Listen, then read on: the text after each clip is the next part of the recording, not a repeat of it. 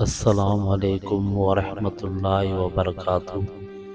ایک شخص ایک ریسٹورانٹ میں کھانا کھانے گیا۔ جب کھانا آ گیا تو اس کی پلیٹ کو باہر سے دو بچے حسرت بھری نظروں سے دیکھ رہے تھے۔ اس نے اشارہ کر کے انہیں اندر بلا لیا۔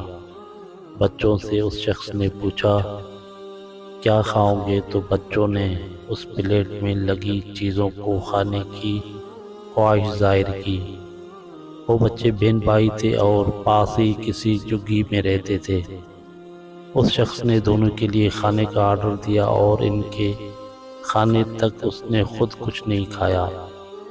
دونوں بچے کھا کر اور ہاتھ دھو کر جب چلے گئے تو اس نے اپنا کھانا کھایا، اور جب کھانے کا بل مانگا تو بل دیکھ کر وہ رو پڑا، کیونکہ بل پر اماؤنٹ نہیں لکھا تھا، صرف ایک تبصرہ تھا، ہمارے پاس ایسی کوئی مشین نہیں جو انسانیت کا بل بنا سکے۔